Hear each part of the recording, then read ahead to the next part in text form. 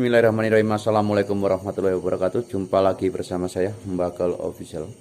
Apa kabar kalian semua para subscriberku dimanapun kalian berada dan seluruh pemirsa di seluruh Nusantara ini. Semoga kalian semua dalam keadaan sehat walafiat dan selalu dilimpahkan rezekinya oleh Allah Subhanahu wa taala. Pada kesempatan malam hari ini saya akan mencoba untuk menelusuri Stadion Kanjuruhan, dan saya akan menunjukkan sudut-sudut Kanjuruhan dan saya akan mematahkan pula apa yang banyak diperbicarakan orang di Stadion Kanjuruhan ini. Katanya banyak penampakan, namun semua itu hanyalah berdasarkan asumsi dari masing-masing. Kalau kita bicara tentang angker, misteri, mistis, kembali lagi pada diri kita masing-masing. Baiklah pemirsa, kita akan mencoba mendatangi menuju ke tempat pintu 13, yang mana pada 1 Oktober di pintu 13 itu banyak jiwa yang melayang di situ karena pasca tragedi 1 Oktober dulu.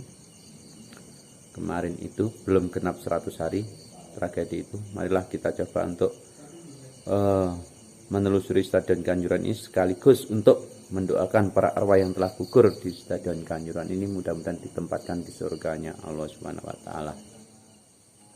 Baik pemirsa, kita mulai akan menelusuri jalan-jalan di Stadion Kanjuruhan ini. Tepatnya saya saat ini berada di pintu 13, yang mana pintu 13 ini dulunya pasca 1 Oktober telah terjadi tragedi yang menewaskan 135 jiwa.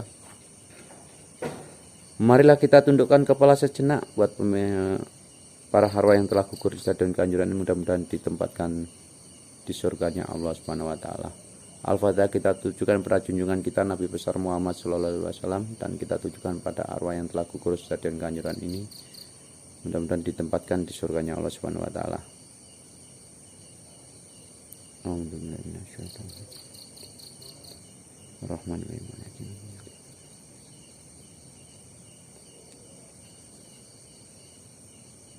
Oke, kita akan terus menelusuri dari sudut sepi yang ada di Stadion Kanjuruhan ini.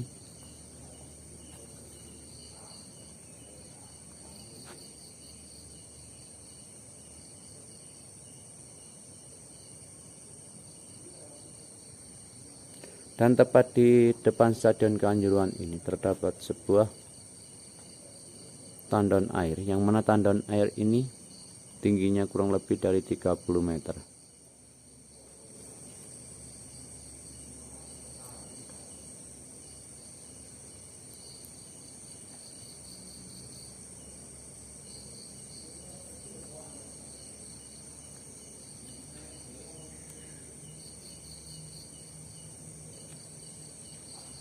Jadi tepatnya pada malam hari ini, tepat pukul 12 malam, suasana Stadion Kanjuruhan sangatlah sepi. Tidak seperti biasa banyak orang lalu lalang.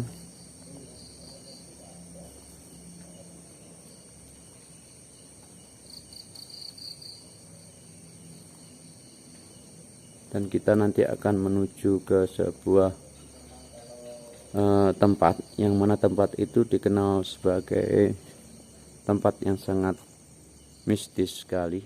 Malam hari ini tepatnya malam bulan purnama. Purnama ini Stadion Kanjuruhan diselimuti kabut yang tebal.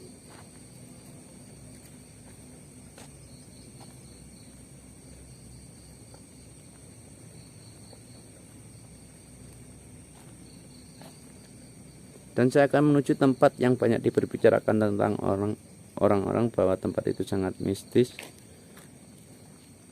Yaitu tempat di situ ada satu pohon itu sangat kayaknya dikeramatkan.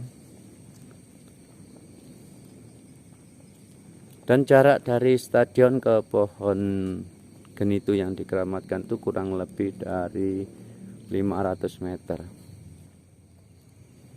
Dan untuk menuju ke satu pohon yang dikeramatkan itu, kita harus melewati samping ini, dikarenakan di sini dikasih gerbang ditutup karena biar tidak ada orang masuk ke sana, tapi ditutup kurang lebih dari jam 12 malam sudah ditutup. Dan suasana malam hari ini kabutnya sangat tebal sekali menyelimuti Stadion Kanjuruhan. Jadi pandangan kita agak terganggu dengan tebalnya kabut di area stadion ini. Dan di stadion ini sudah ditumbuhi pohon-pohon yang besar. Kalau ada orang bilang bahwa di sini sangat angker sekali, wajar dikarenakan banyak pohon-pohon besar. Namun kita kembalikan pada pikiran kita masing-masing, angker dan tidaknya itu dari diri kita.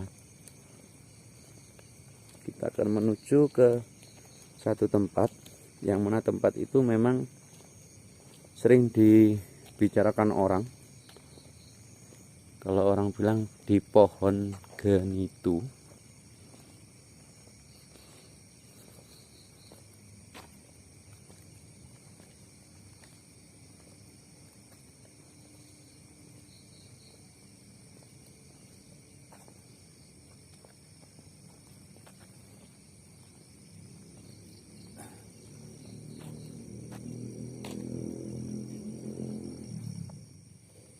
Entah di depan itu ada sosok putih, entah itu makhluk astral ataupun itu hanya sekedar halusinasi saya. Udah, kita nggak usah membicarakan tentang itu. Oke, kita terus berjalan saja, mudah-mudahan nggak ada gangguan.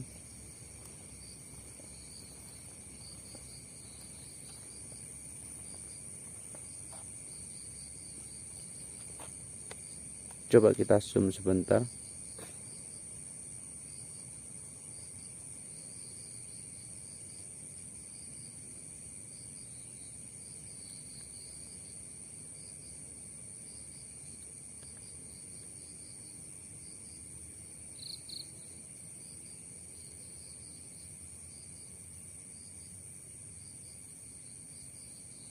Sudah, kita teruskan jalan aja. Kedatangan saya di sini tidak untuk mengganggu. Dan pemirsa, pada malam hari ini hewan-hewan malam sudah menyuarakan pertambah, sudah larut malam. Saat ini sudah lebih dari jam 12, kurang lebih dari setengah 1. Dan pada tepat kalau kita untuk menuju ke pohon itu, di sini ada sebuah pertigaan. Dan pertigaan di sini itu untuk menuju ke sebuah kolam, yaitu kolam, tepat di sana itu kolam renang. Namun sayang sekali di sini berkabut.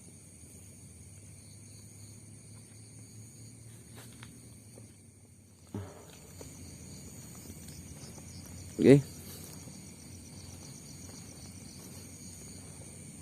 Dan tepat di sini yang dinamakan pohon genitu, kita udah sampai di pohon genitu ini.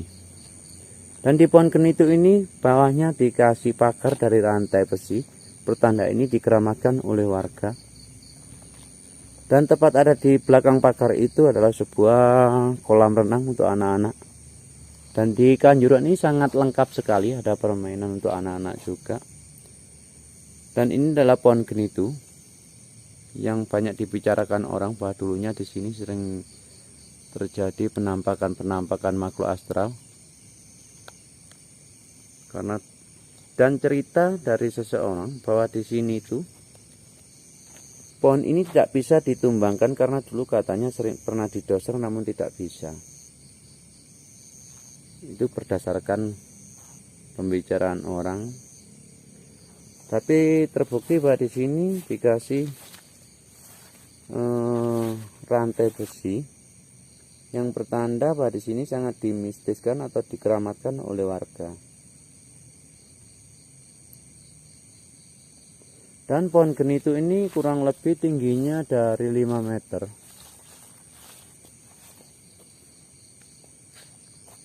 Dan tepat ada di depan itu yang pagar tembok biru itu sebuah kolam anak-anak. Kenapa di sini sering banyak warna biru? Dikarenakan Arema identik dengan warna biru.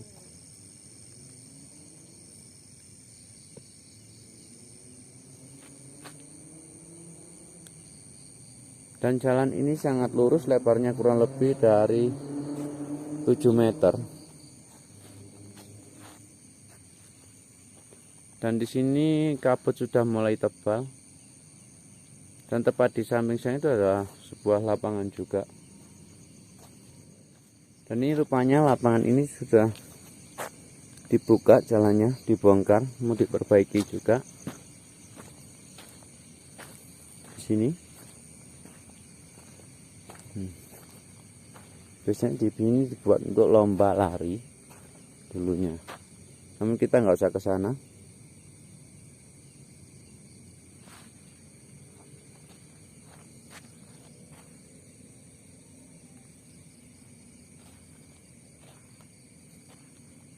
Dan tepat di pinggir stadion ini terdapat sebuah beringin kembar.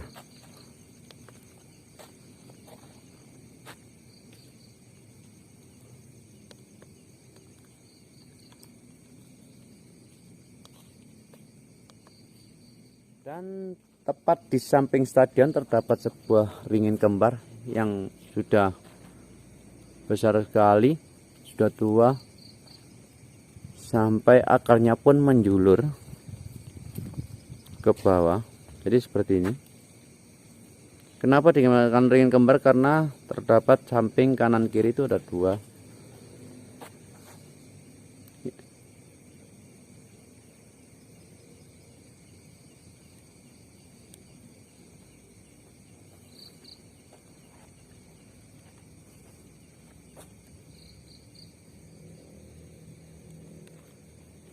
Dan ini adalah sebenarnya jalan untuk masuk menuju ke sebuah kolam. Ini adalah ringin kembar yang saya bicarakan, terdapat sebuah samping kanan ya. Dan tengah-tengahnya jalan untuk menuju ke kolam.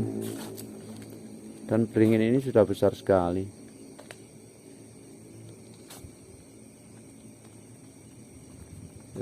Kita akan jalan menuju ke tempat yang sudut-sudut Kanjuran ini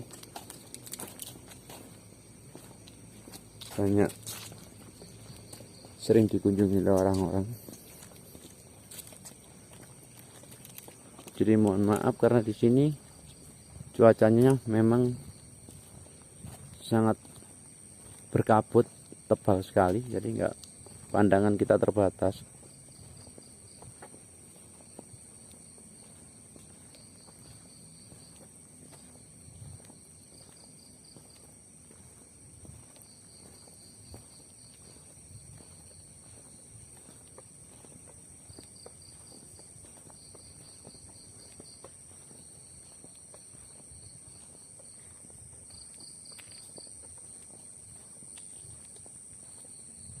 Ada di samping parkir dari Stadion Kanjuran ini, dekat dengan pintu 13, terdapat sebuah untuk perlombaan burung. Kalau orang sini mengatakan gantangan. Ini gantangan burungnya. Dan tepat ada di depan pintu 13 ini juga, letaknya kurang lebih 20 meter ada sebuah gudang, dan tepat ada di depan kolam. Dan kalau kita amati tepat di depan kita itu ada sebuah sosok putih bergelantung. Namun kita asumsikan sendiri, kita mencoba mengawasinya, entah apa itu.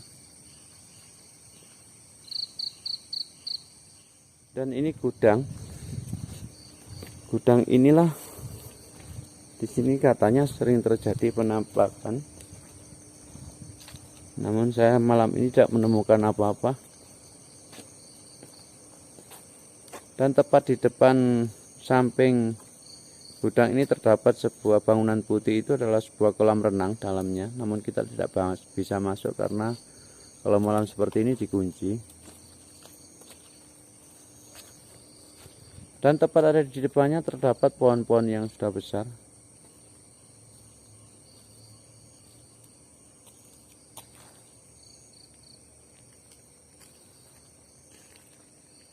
Dan kita akan menaiki ke tempat pintu 13 tadi, yang mana kita pembukaan di situ.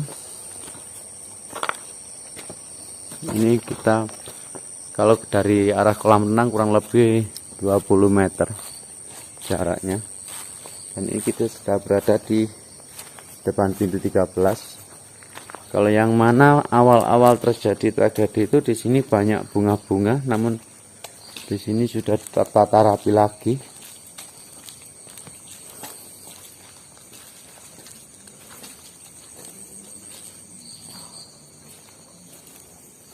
Kalau untuk kapan renovasinya kita sendiri juga belum tahu.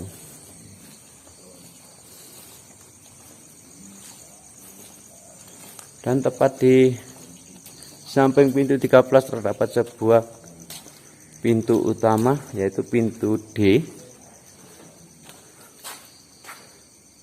Yang lebar pintu D ini kurang lebih dari 7 meter, 8 meteran.